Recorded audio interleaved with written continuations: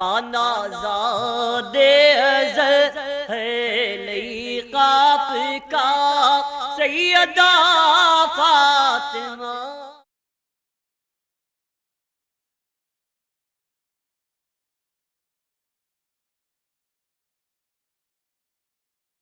السلام علیکم ورحمۃ اللہ وبرکاتہ۔ نحمده ونسلم على رسوله الكريم وعلى آله الطيبين الطاهرين وأصحابه الأكرمين أجمعين وعلى من تبعهم بإحسان إلى يوم الدين، أما بعد. وقال تعالى في شأن حبيبه الكريم: إن الله وملائكته يصلون على النبي يا أيها الذين آمنوا صلوا عليه وسلموا تسليما اللهم صل على سيدنا محمد وعلى آل سيدنا مولانا محمد وبارك وسلم۔ برادران عزیز، جیسے آپ سب سماعت فرما رہے تھے کہ ہم حضور پاک صلی اللہ علیہ وآلہ وسلم کی سیرت طیبہ کے الگ الگ گوشوں کو جاننے کی سعادت حاصل کر رہے تھے، اور ہم نے ہجرت کے مراحل کو بھی جانا، اور حضور پاک کی ہجرت کے بعد حالات جو مدینہ منورہ کے ہوئے اس کو بھی ہم نے سمجھا۔ برادران عزیز، ہم نے اس بات کو جانا کہ جہاں ایک طرف اندرونی مسائل، داخلی جو پیچیدگیاں اہل مدینہ کے لیے درپیش کی، وہیں پر بیرونی جو مخالفین تھے وہ اپنی جگہ منظم ہو رہے تھے۔ ہم نے اس بات کو بھی جانا کیسے حضور پاک صلی اللہ علیہ وآلہ وسلم نے جو اطراف و اکناف کے قبائل تھے کیسے ان کو موافق کیا، اور کیسے اہل مدینہ کو حضور پاک صلی اللہ علیہ وآلہ وسلم نے ایک پلیٹ فارم پر اور ایک مقصد کے لیے کام کرنے پر راضی کر دیا۔ برادران عزیز، ہم نے جانا کہ ہجرت کے فوری بعد کہ پہلا سال اور دوسرا سال یہ بڑا پیچیدہ رہا۔ اہل مکہ جو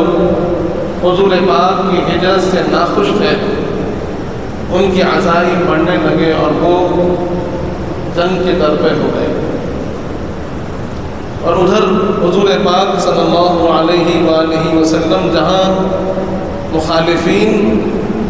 ان کے مقابلے کے لیے تیاری کر رہے تھے، وہیں پر جو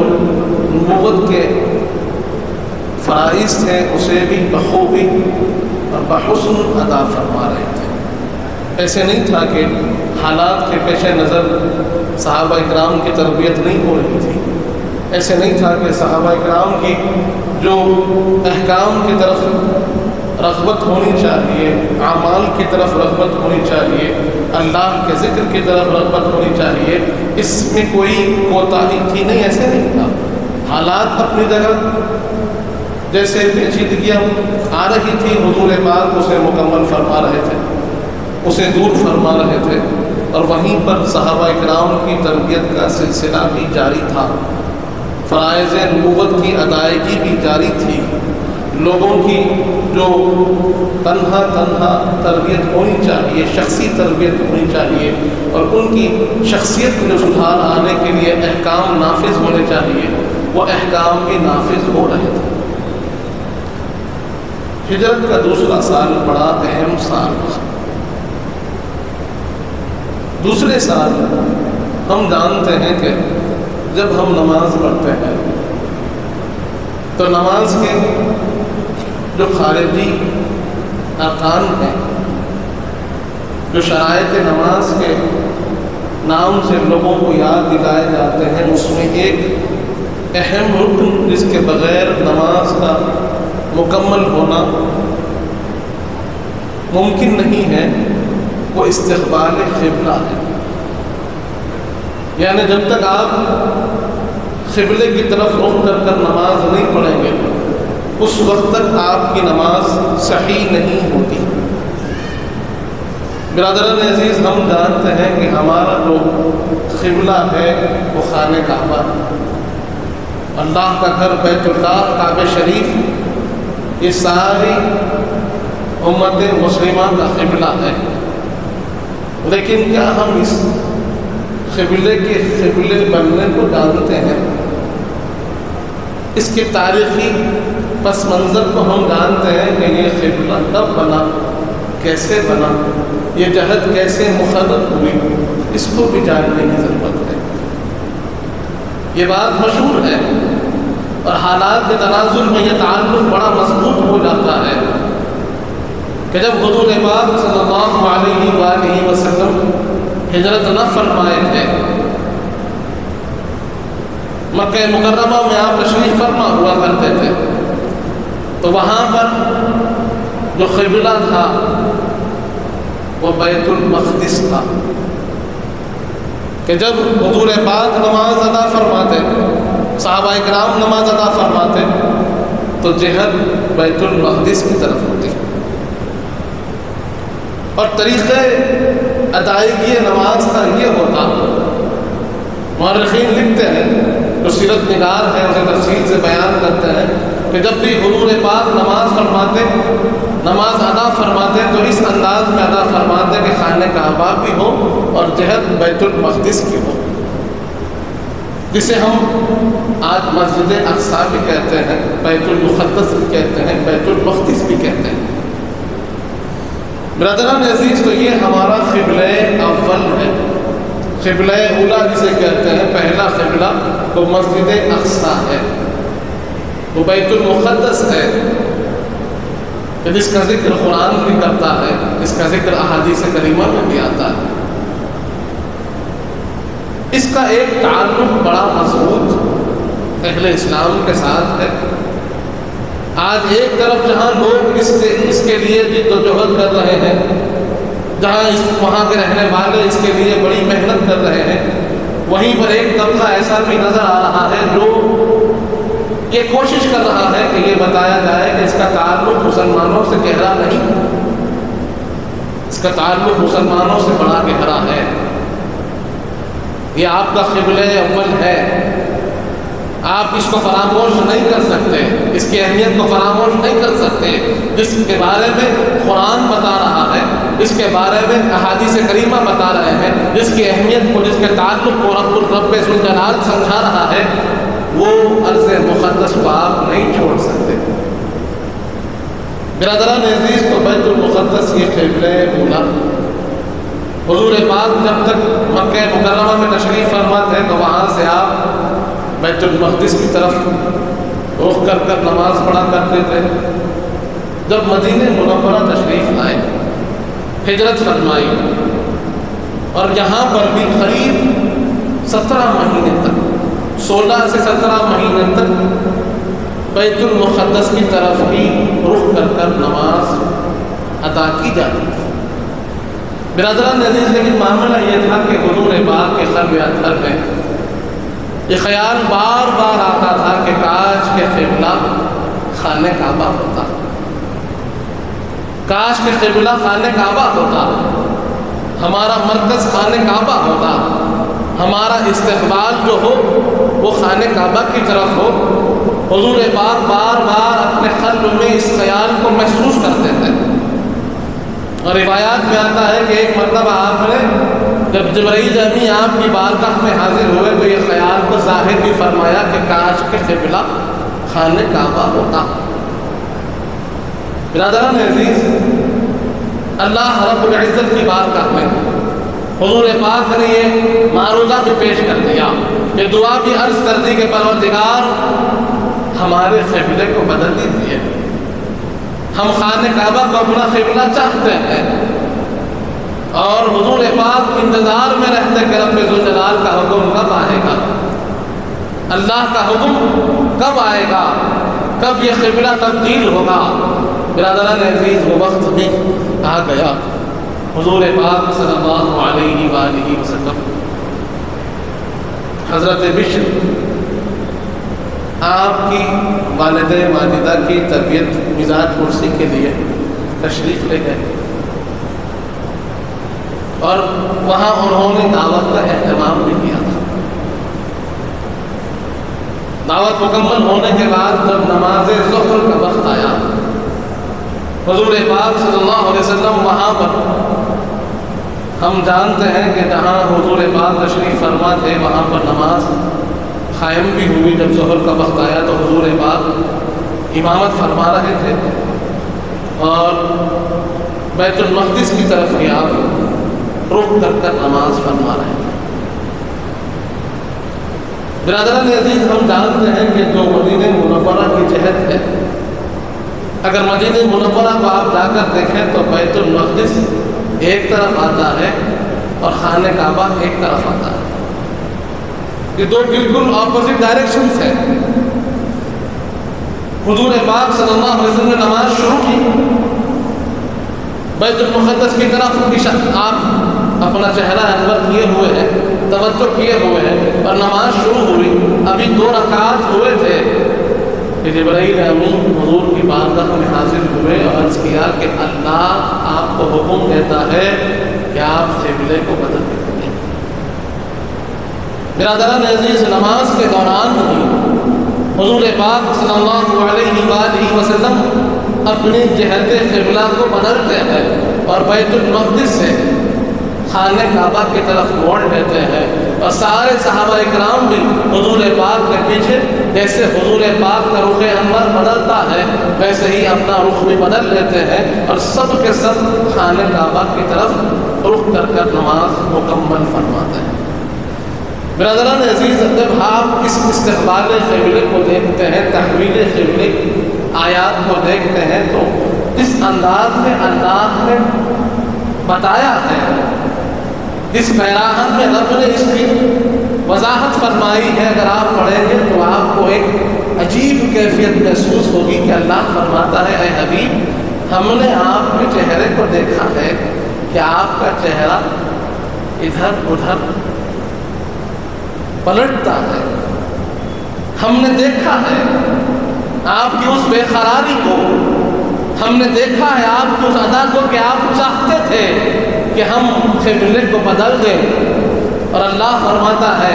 اے حبیب، ہم وہی قبلے کو قبلہ بناتے ہیں جسے آپ چاہتے تھے،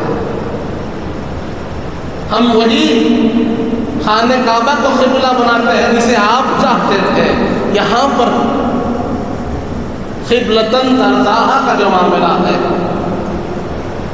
کہ اگر اللہ چاہتا تو فرماتا ہے حبیب ہم نے خانہ کعبہ کو قبلہ بنا دیا، لیکن اس سے پہلے اللہ تبارک و تعالیٰ بتا رہا ہے کہ خانہ کعبہ کو جو قبلہ بنایا گیا ہے ہمارے حبیب کی رضا کی خاطر بنایا گیا۔ یہاں حضور پاک صلی اللہ علیہ وآلہ وسلم کی جو اہمیت اللہ رب العزت بتا رہا ہے کہ دین کے اندر آج یہ کوشش بھی کی جا رہی ہے کہ لوگ حضور پاک کے اختیارات کو کم سے کم کر بتائیں۔ یہ کوشش کی جا رہی ہے کہ حضور پاک صلی اللہ علیہ وآلہ وسلم کا جو مقام ہے، جو مرتبہ ہے، اسے کہیں نہ کہیں اس میں تنقید کا ایک پہلو پیش کیا جائے، لیکن جب وہ قرآن پڑھیں گے تو معلوم ہوگا کہ ہر ایک آیت، ہر ایک جگہ حضور پاک صلی اللہ علیہ وآلہ وسلم کے کمال کو بتاتی ہے، حضور پاک کی رفعت شان کو بتاتی ہے، حضور پاک کی اس بلندی کو بتاتی ہے جو رب نے آپ کو عطا فرمائی۔ اور یہاں جب تحویل قبلہ کی بات بھی آ رہی ہے تو رب یہ نہیں فرماتا کہ آپ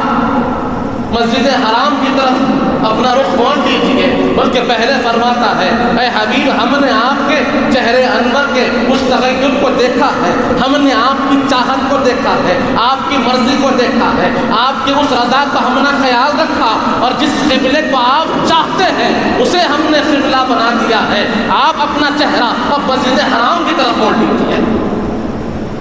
جو انداز رب نے اختیار فرمایا،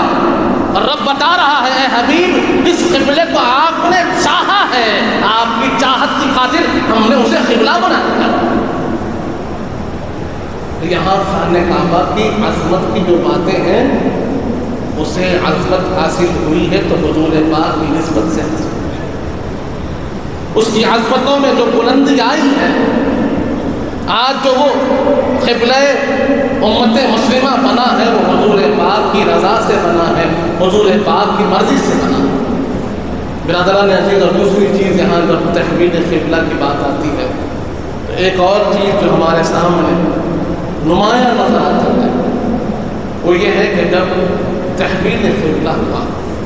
حضور پاک صلی اللہ علیہ وسلم نے اپنا رخ موڑا، وہاں پر جو صحابہ اکرام کی تربیت رہی، صحابہ اکرام کا جو کردار رہا، صحابہ اکرام کا جو حضور پاک کے ساتھ تعلق رہا، اور اس کا ثبوت انہوں نے یہ دیا کہ نہ انہوں نے سوال کیا، نہ انہوں نے اعتراض کیا، نہ انہوں نے یہ پوچھا کہ ایسا کیوں ہوا، بس انہوں نے دیکھا حضور پاک نے اپنا رخ انور موڑ لیا ہے، اب ہمارا کام ہے ادھر ہمارے آقا کا رخ ہو، ہمارا بھی رخ اسی طرف ہو۔ نمازوں میں پلٹ گئے،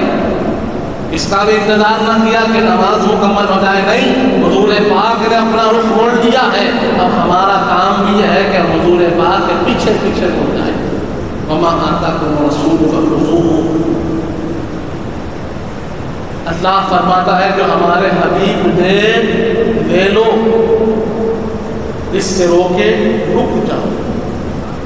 دین کی سمجھ صحابہ کرام ہمیں دے رہے ہیں کہ اگر دین کو سمجھنا ہے تو صاحب قرآن سے سمجھے، صاحب دین سے سمجھے، جنہوں نے ہمیں دین سکھایا ہے۔ جہاں لوگ آج اپنی مرضی، اپنا خیال، اپنا خیاس اس کے اندر داخل کرنا چاہتے ہیں، انہیں اجازت نہیں۔ آپ کو دیکھنا ہوگا کہ حضور پاک کیا فرماتے ہیں، حضور پاک کی اطاعت کہاں پر ہے، حضور پاک کی جو تربیت ہے، حضور پاک کی جو تعلیم ہے اس پر عمل کرنے کی کوشش کرنا۔ اپنی مرضی، اپنا خیال اس کے اندر داخل نہیں کرنا۔ لیکن آج ہم دیکھ رہے ہیں کہ لوگ اپنی مرضی سے سنتوں کو اختیار بھی کرتے ہیں اور اپنی مرضی سے سنتوں کو چھوڑتے بھی ہیں۔ قرآن کہتا ہے کہ جب تم اسلام میں داخل ہو تو کیسے ادخلوا فی السلم کافہ، کہ مکمل داخل ہونا ہے۔ یہاں پر آپ کو اختیار نہیں کہ یہ کریں یہ چھوڑیں، ایسا کر لیں ویسا کر لیں، نہیں، صحابہ کرام بتا رہے ہیں۔ اور ایسا ہی نہیں ہوا بلکہ جو حضور پاک کے ساتھ تھے وہ بھی مڑ گئے، اور جو اب حضور پاک کے ساتھ نماز پڑھ کر اپنے اپنے راستوں پر اپنے اپنے قبیلوں میں جب منتشر ہوئے اور انہوں نے نمازوں کو پڑھتے ہوئے دیکھا، نمازیوں کو دیکھا کہ وہ پڑھ رہے ہیں، انہوں نے اعلان کیا ہم نے حضور پاک کو دیکھا ہے کہ قبلہ بدل چکا ہے، اب مسجد حرام کی طرف، خانہ کعبہ کی طرف رخ کر نماز پڑھا جا رہا ہے، کہ حضور پاک کا حکم آ گیا ہے۔ سارے صحابہ کرام اپنا رخ بدل گئے۔ حضرات عزیز، اطاعت، اتباع، پیروی ایسی ہوتی ہے۔ اس کے بعد پھر یہاں پر سب سے زیادہ تکلیف ہوئی وہ یہود کو ہوئی۔ وہاں کے جو موجودہ یہود تھے ان کو بڑی تکلیف ہوئی، کیونکہ اس بات پر وہ مسلمانوں کو کہیں نہ کہیں تانا دیتے تھے کہ تم ہمارے قبلے کی طرف نماز پڑھتے ہو، بیت المقدس یہ ہمارا قبلہ ہے، اس طرف تم نماز پڑھ رہے ہو۔ اور جب قبلہ منتقل ہو گیا، تحویل قبلہ کے احکام نازل ہو گئے اور مسلمانوں نے بیت المقدس کی طرف سے اپنے رخ کو موڑ کر خانہ کعبہ کی طرف کر نماز پڑھنا شروع کیا، تو وہ اہل یہود تکلیف محسوس کرنے لگے کہ یہ کیا ہو گیا، یہ موقع ہمارے ہاتھ سے نکل گیا۔ جس بات سے ہم بار بار کہتے تھے وہ بات اب ہمیں حاصل نہیں ہے۔ انہوں نے کیا کیا، حضور پاک کے پاس حاصل کیا۔ سارے کے سارے جو ان کے علماء اور سردار تھے سب مل کر حضور پاک کے پاس حاضر ہوئے اور حاضر ہو کر عرض کیا کہ یا محمد صلی اللہ علیہ وآلہ وسلم، اگر آپ اپنے قبلے کو پھر بیت المقدس کی طرف کر لیتے ہیں، جہاں آپ پہلے نماز پڑھتے تھے، اسی طرف اگر آپ کا رخ ہو جائے گا تو پھر معاملہ یہ ہے کہ ہم تمام کے تمام اسلام قبول کرنے کو تیار ہیں۔ برادران عزیز، یہ ان کے مزاج کی شرارت تھی، یہ مکاری تھی ان کے مزاج کی، ان کے دل میں اسلام کے لیے کوئی محبت نہیں تھی، بس وہ حضور پاک کا امتحان لینے کے لیے آئے تھے کہ اگر ہم یہ آفر دے دیں، یہ پیشکش اگر ہماری ہو جائے کہ ہم تمام کے تمام مسلمان ہونے کو تیار ہیں، اور اگر آپ بیت المقدس کو اپنا قبلہ رکھتے ہیں تو کیا حضور پاک اپنا قبلے کو پھر ایک مرتبہ واپس بیت المقدس کی طرف کر لیں گے؟ کیا ایسے ممکن ہے؟ جب یہ حضور پاک کی بارگاہ میں حاضر ہوئے تو اللہ نے آیات کو نازل کر دیا اور فرما دیا، اے حبیب آپ ان کے باتوں پر یقین نہ کیجیے، ان کے اندر سچائی نہیں، یہ آپ کے سامنے آئے ہیں تو جھوٹ لے کر آئے ہیں، اور یہ دیکھنا چاہتے ہیں کہ آپ کیا کریں گے۔ برادران عزیز، تو یہاں ہم کو یہ بات سوچنی چاہیے کہ حضور پاک صلی اللہ علیہ وآلہ وسلم، آپ کی خواہش، آپ کی رضا، اس کی خاطر رب نے قبلے کو موڑ دیا، لیکن بیت المقدس کا جو مقام اللہ نے رکھا وہ بڑا بلند مقام ہے۔ سفر معراج کو ہم جانتے ہیں، واقعہ معراج کو ہم نے بارہا سنا ہے۔ اللہ فرماتا ہے، سبحان الذی اسری بعبدہ لیلا من المسجد الحرام الی المسجد الاقصی، کہ پاک ہے وہ ذات جو رات کے ایک حصے میں اپنے خاص بندے کو مسجد حرام سے مسجد اقصی کو لے گئے، اور اس مسجد اقصی کی خوبی کو اللہ بیان فرما رہا ہے اور بتا رہا ہے کہ بارکنا حولہ، کہ اللہ نے اس کے اطراف میں برکتیں رکھی ہیں، اللہ کی نشانیاں رکھی ہیں، اور اللہ چاہتا تھا کہ حضور پاک کی نشانیوں کو دیکھیں۔ برادران عزیز، تو بیت المقدس وہ مقام ہے کہ جہاں اللہ نے برکتیں رکھی ہیں، جہاں اللہ نے اپنی خصوصی برکتوں کا نزول فرمایا۔ 70 انبیاء جہاں تشریف لائے وہ بیت المقدس ہے، حضور پاک جہاں انبیاء علیہ السلام کی امامت فرمائے وہ بیت المقدس ہے، جہاں سے آپ آسمانوں کا سفر شروع کیے وہ بیت المقدس ہے، اور یہاں تک بھی روایات میں آتا ہے کہ جب حشر کا معاملہ شروع ہوگا تو جہاں سے جو زمین سب مسطح ہونا شروع ہوگی وہ بیت المقدس کا مقام ہوگا۔ برادران عزیز، تو اس کو بڑی اہمیت حاصل ہے، اور یہ ہمارا قبلہ اولیٰ۔ بعد میں حضور پاک کی رضا کے خاطر اللہ نے خانہ کعبہ کو ہمارا قبلہ بنایا۔ برادران عزیز، یہاں اس بات کو زور دینے کی وجہ کیا ہے؟ وجہ یہ ہے کہ آج ہماری جو نوجوان نسل ہے وہ ہماری تاریخ سے نابلد ہو چکی ہے، وہ اس بات سے واقف نہیں کہ بیت المقدس اور ہمارا تعلق کیا ہے۔ وہ سمجھتے ہیں کہ یہ ایک جگہ کا جھگڑا ہے،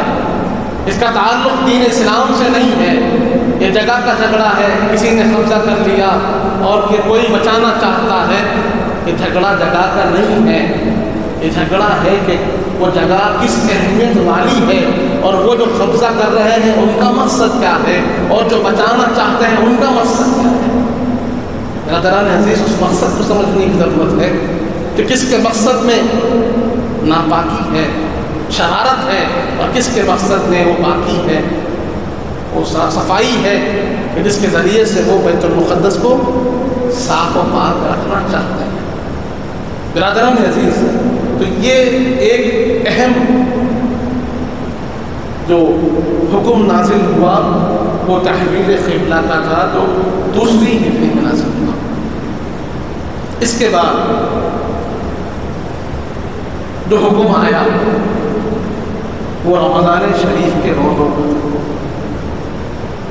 اللہ تبارک تعالیٰ قرآن مجید میں ارشاد فرماتا ہے، کہ جو شخص رمضان پاتا ہے فلیصم، چاہیے کہ وہ روزہ رکھے۔ ایک اور جگہ اللہ فرماتا ہے کتب علیکم الصیام، کہ تم پر روزوں کو فرض کر دیا گیا، کما کتب علی الذین من قبلکم، کہ جن جیسے سابقہ امت پر بھی روزے فرض تھے ویسے ہی تم پر بھی روزوں کو فرض کر دیا گیا۔ اس کے پیچھے کا راز کیا ہے؟ بات یہ ہے کہ جب حضور پاک صلی اللہ علیہ وآلہ وسلم ہجرت فرمائے اور ہجرت فرمانے کے بعد مدینہ منورہ تشریف لے گئے تو وہاں پر آپ نے یہودیوں کو دیکھا کہ وہ 10 محرم کو روزہ رکھتے ہیں، صوم عاشورہ، اس کا بڑا اہتمام کرتے ہیں۔ صحیح مسلم میں یہ حدیث موجود ہے کہ حضور پاک نے صحابہ کرام کو بھیجا اور فرمایا کہ جاؤ دیکھو، معلوم کرو کہ یہ روزے کا اہتمام کیوں کرتے ہیں، یہ اہتمام کا سبب اور وجہ کیا ہے۔ صحابہ کرام گئے اور جا کر اہتمام کا سبب پوچھا، وجہ پوچھی کہ بھائی یہ اہتمام کیوں، یہ روزہ کیوں رکھ رہے ہو؟ انہوں نے عرض کیا کہ بات یہ ہے کہ اس تاریخ کو اللہ نے حضرت موسیٰ علیہ السلام کو فرعون سے نجات دی، ہماری قوم کو اللہ نے نجات دی، اور اس نجات کے شکرانے میں، اللہ کے اس نعمت کے شکرانے میں ہم روزہ رکھتے ہیں۔ حضور پاک نے فرمایا کہ ان سے زیادہ حقدار تو موسیٰ کے ہم ہیں، اگر یہ روزہ رکھتے ہیں تو ہم بھی روزہ رکھیں گے۔ اور حضور پاک نے ان تشبیہ کو دور کرنے کے لیے کہا کہ اگر وہ 1 روزہ رکھتے ہیں تو ہم 2 روزے رکھیں گے، 9-10 یا 10-11 کا روزہ حضور پاک نے ابتدا فرمائی۔ اللہ رب العزت نے دوسرے سال ماہ شعبان میں یہ آیات کو نازل فرمایا کہ اے حبیب، ہم آپ پر روزوں کو فرض کرتے ہیں جیسے ہم نے سابقہ امتوں پر روزوں کو فرض کیا، اور آپ کے لیے ماہ رمضان کو چنتے ہیں، شہر رمضان الذی انزل فیہ القرآن، یہ وہ مہینہ ہے جس میں ہم نے قرآن کو نازل فرمایا۔ یہ ماہ مبارک ہم آپ کے روزوں کے لیے چن لیتے ہیں۔ جب آپ کی امت روزہ رکھنا چاہتی ہے تو کسی اور امت کو دیکھ کر نہیں، بلکہ آپ کے لیے خصوصیت کے ساتھ 1 مہینہ مقرر ہے کہ جہاں پر آپ 1 مہینہ روزہ رکھیں گے۔ برادران عزیز، تو روزے کا حکم بھی نافذ ہوا تو ہی، اور روزے کی جو اہمیت ہے اس کو لوگ سمجھتے ہیں۔ آج جو خرابیاں ہمارے اندر، ہمارے نوجوانوں میں خصوصاً میں پائی جا رہی ہے، اس کی وجہ یہ ہے کہ وہ عبادات سے دور ہیں۔ اگر وہ عبادات سے قریب ہو، نماز ہو، روزہ ہو، اگر یہ 2 جو بدنی عبادتیں ہیں اس سے ہمارے بچے جڑ جائے، ہمارے نوجوان جڑ جائے، تو یقیناً وہ بہت سی خرابیوں سے بچ جائیں گے۔ جہاں پر قرآن فرما رہا ہے کس کے لیے؟ نماز کے لیے، ان الصلاۃ تنہی عن الفحشاء والمنکر، کہ نماز کی خوبی یہ ہے کہ نماز بے حیائی اور بری عادتوں سے بچاتا ہے۔ نماز بچاتی ہے، بری عادت، بے حیائی، ان تمام چیزوں سے آدمی محفوظ رہتا ہے جو نمازوں کا پابند رہتا ہے۔ آج ہمارے بچے بے حیائی کے راستے پہ چل رہے ہیں، بے راہ روی کا شکار ہو گئے ہیں، ان کے اندر اخلاق نہیں، ان کے اندر کردار نہیں، ان کے اندر اچھے اعمال نہیں۔ اس کی وجہ کیا ہے؟ وجہ یہ ہے کہ انہوں نے نمازیں چھوڑ دی ہیں۔ اگر کچھ نہ کرتے، نمازوں کے پابند ہو جاتے تو یقیناً یہ خرابیاں ان کے اندر پائی نہیں جاتی۔ لیکن آج والدین پریشان ہیں، والدین پریشان ہیں کہ یہ اخلاق کی گراوٹ، یہ حیا سے ان کی دوری، وجہ کیا ہے؟ وجہ یہ ہے کہ انہوں نے نماز چھوڑ دی۔ اسی طرح نفسانی خواہشات کو اگر آدمی قابو میں رکھنا چاہتا ہے، برائی اور گناہوں سے بچنا چاہتا ہے، اس کے لیے بہت بہترین چیز ہے روزہ رکھنا۔ روزہ رکھنا یہ آدمی کے قلوب میں تخوے کو پیدا کرتا ہے۔ روزے کی خوبی یہ ہے کہ آدمی جب روزہ رکھتا ہے تو اس کا نفس کمزور ہوتا ہے اور روح طاقتور ہوتا ہے۔ اسی لیے حدیث پاک میں آتا ہے کہ جب صحابہ کرام رضی اللہ عنہم میں سے کسی نے حاضر ہو کر عرض کیا یا رسول اللہ شادی کرنا چاہتے ہیں لیکن شادی کے اخراجات کی استطاعت نہیں، طاقت نہیں ہے، قوت نہیں ہے کہ ہم شادی کے جو اخراجات ہیں کسی کی ذمہ داری اٹھائیں،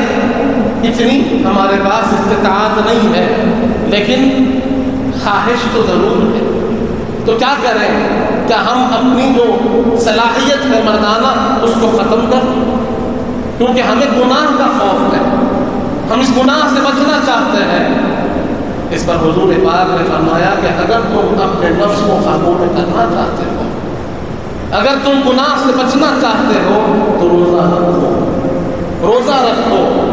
حضور پاک فرماتے ہیں روزوں کی برکت کا یہ معاملہ ہے کہ آدمی کا نفس کمزور ہوتا ہے، روح طاقتور ہوتی ہے، آدمی کے قلوب میں تقویٰ پیدا ہوتا ہے، آدمی اللہ سے قریب ہوتا ہے۔ اور روزے کی فضیلت میں اللہ رب العزت حدیث قدسی میں فرماتا ہے الصوم لی، کہ روزہ میرے لیے ہے۔ روزے دار تو روزہ رکھتا ہے تو روزہ میرے لیے ہوتا ہے اور میں ہی اس کا بدلہ دینے والا۔ وجہ کیا ہے میرا ذرا عزیز؟ کیونکہ ریاکاری اور دکھاوے کا جو ڈر ہے وہ روزے میں کم سے کم ہے۔ نماز اس کی حیت، اس کے اعمال دکھتے ہیں۔ آدمی جب استقبال قبلہ کے ساتھ کھڑا ہو جاتا ہے، رکعت باندھ لیتا ہے، رکوع میں جاتا ہے، سجدے میں جاتا ہے، ایک خصوصی حالت میں بیٹھتا ہے تو دیکھنے والا سمجھ جاتا ہے کہ نماز پڑھا۔ اور یہی سمجھ، یہی جو اس کا الگ ہونا ہے ان لوگوں کے لیے ریاکاری کا سبب بھی بن جاتا ہے کہ اسے معلوم ہو جاتا ہے کہ لوگ دیکھ رہے ہیں۔ زکوٰۃ ہے، جب مال نکال کر دیتا ہے تو مال کا جانا، مال کا لینا دکھتا ہے۔ حج کو لا رہے ہیں، احرام کا باندھنا دکھتا ہے، حج کا سفر دکھتا ہے، حج کے ایام میں جو اعمال کیے جاتے ہیں وہ بظاہر لوگوں کے سامنے ہوتے ہیں کہ جہاں پر آدمی کے اندر ریا کا شائبہ ہونے لگتا ہے، خدا نہ خواستہ کسی کے دل میں یہ خیال آ سکتا ہے کہ فلاں دیکھ رہا ہے، فلاں دیکھ رہا ہے، اور حج کو جا کر آؤں گا تو فلاں مجھے حاجی کہے گا، میں نماز سے نکل کر جا رہا ہوں تو دیکھ کر لوگ کہہ رہے ہیں دیکھو نماز سے آ رہا ہے، نماز کو جا رہا ہے۔ یہ خیال جب پیدا ہوتا ہے تو پھر اعمال کے اندر کہیں نہ کہیں دکھاوا، ریاکاری اور لوگوں کو متاثر کرنا یہ بات پیدا ہوتی ہے۔ لیکن اگر کوئی روزے دار ہے، روزہ رکھا ہوا ہے، جب وہ لوگوں کے درمیان بیٹھتا ہے تو لوگ نہیں پہچان سکتے کہ وہ روزے دار ہے۔ یہ عمل اس کے اور رب کے درمیان ہے، اللہ جانتا ہے، بندہ جانتا ہے، بازو بیٹھنے والے کو معلوم نہیں ہوتا کہ وہ روزے دار ہے۔ اسی لیے رب فرماتا ہے الصوم لی، روزہ میرے لیے ہے۔ روزے کی خوبی یہ ہے کہ یہ دکھتا نہیں ہے، اس میں ریاکاری کا شائبہ بہت کم ہوتا ہے۔ اسی طرح روزے داروں کی فضیلت اور وہ لوگ جو اپنے اعمال کو چھپا کر کرتے ہیں ان کی فضیلت میں حدیث پاک آتی ہے کہ جنت میں کچھ لوگ ہوں گے جو سبز پرندوں پر اڑتے رہیں گے، خصوصی سواری ان کو دی جائے گی، نورانی چہرے ہوں گے اور جنت میں پرندوں پر بیٹھ کر سیر کرتے ہوں گے، تو جو جنت کے داروغہ ہیں، جنت کے ذمہ دار ہیں، وہ فرشتے ان کو روک لیں گے، روک کر پوچھیں گے آپ لوگ کون ہیں؟ آپ لوگ جنت میں کیسے آ گئے؟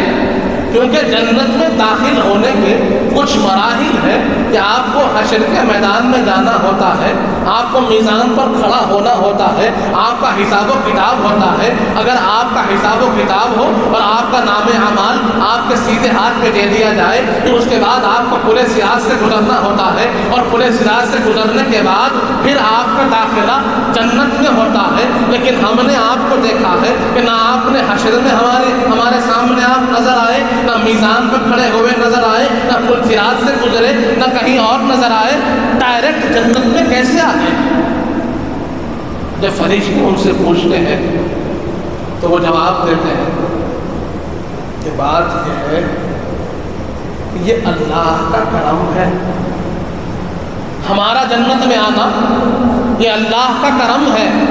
یہ اس کے حکم سے ہم جنت میں آئے ہیں۔ اور اس سے پوچھتے ہیں اس کا راز کیا ہے؟ اللہ کا کرم جو تمہیں حاصل ہوا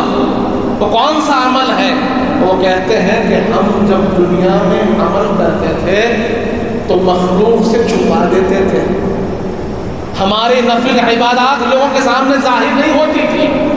ہم تو نماز پڑھتے تھے تو ظاہر نہیں کرتے تھے کہ ہم نماز پڑھ کر آئے ہیں، آپ نماز نہیں پڑھے ہیں، جب ہم صدقہ خیرات کرتے تھے وہ ظاہر نہیں کرتے تھے کہ ہم نے تم کو صدقہ دیا تم ہمارے احسان مند رہو، نہیں، ہم کبھی نہیں کرتے تھے، حج کر آتے تھے تو لوگوں کے سامنے ظاہر نہیں ہوتا تھا، عمرے کو جاتے تھے لوگوں کے سامنے ظاہر نہیں کرتے تھے، تو اچھے اچھے اعمال نفل کرتے تھے، چھپا کر کرتے تھے،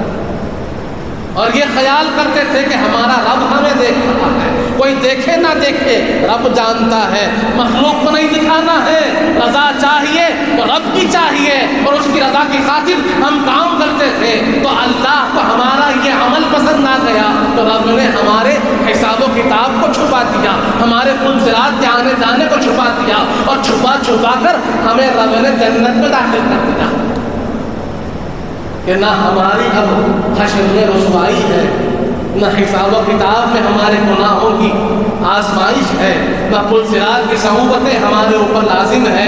یہ اللہ کا کرم ہے کہ دنیا میں جو اپنے اعمال کو چھپاتا ہے اللہ اس کے گناہوں کو، اس کے حساب و کتاب کو حشر میں چھپا دیتا ہے۔ تو اپنے اعمال کی حفاظت کرنا ضروری ہے، اپنی عبادات کی حفاظت کیجیے ریاکاری سے، اسی لیے اللہ نے کہا اقیم الصلاۃ فرمایا، وہیں پر فرمایا حافظوا علی الصلوات، اپنے نمازوں کی حفاظت کرو، حفاظت اسی سے کہ اس کے اندر کوئی خرابی پیدا نہ ہو، اس کے اندر اخلاص ہو، اس کے اندر تقویٰ ہو، اس کے اندر حسن نیت ہو، اس کے اندر یہی کوشش ہو کہ ایک سجدہ ایسا ہو جائے کہ ہمارا رب ہم سے راضی ہو جائے، ایک عمل ایسا ہو جائے جس سے رب ہمارا خوش ہو جائے۔ مخلوق کا خوش ہونا کوئی اعتبار نہیں رکھتا، رب کی رضا اسی کا خیال ہونا چاہیے، یہ چیز ہے۔ اور روزہ اس کے اندر بڑا اہم کردار کرتا ہے کہ روزے دار جب تک وہ زبان سے نہ کہے کہ میں روزہ ہوں، کوئی جان نہیں سکتا کہ وہ روزہ ہے، رب جانتا ہے، اس کا دل جانتا ہے کہ وہ روزہ ہے۔ برادران عزیز کو روزے کی جو فرضیت ہوئی وہ 2 ہجری میں ہوئی کہ اب صوم عاشور 10 محرم کا روزہ ہے وہ نفل قرار پایا، سنت قرار ہو گیا، اور فرض روزے رمضان کے مقرر ہو گئے۔ انشاءاللہ آئندہ اور جو احکام ہوئے جو 2 ہجری میں ہوئے، بڑے اہم احکام، زکوٰۃ کا حکم، دیت کا حکم، قصاص کا حکم، یہ تمام احکام اسی سال نافذ ہوئے، اس کے بارے میں بھی ہم مختصراً ضرور جانیں گے۔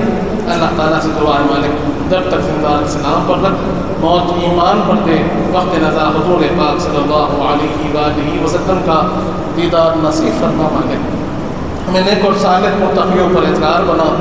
ہمارے گناہوں کو معاف فرما، ہمارے گناہوں کو نیکیوں سے تبدیل کر دے مالک، ہم میں جو پریشان حال ہیں ان کی پریشانیوں کو دور فرما، ہمیں جو بیمار ہیں انہیں شفا کاملہ عطا فرما، ہم میں جو مخلوط ہیں ان کے سبزوں کو عطا فرما، جو کچھ کہیں ہیں جو کچھ سنے ہیں اس پر عمل کرنے کی توفیق عطا فرما۔ حضور پاک صلی اللہ علیہ وآلہ وسلم کا سچا غلام محمدی بنا مالک، اہل بیت اطہار کا سچا غلام بنا، صحابہ کرام کا چاہنے والا بنا، اور یا اللہ کا چاہنے والا بنا، ان کے بتائے ہوئے راستے پر چلنے کی توفیق عطا فرما۔ وصلی اللہ تعالی علی خیر خلقہ سیدنا محمد وعلی آلہ وصحبہ وسلم، والحمد للہ۔ آپ کا محتاج کرم ہے، نسبت کی قسم ہے، نسبت کی قسم ہے۔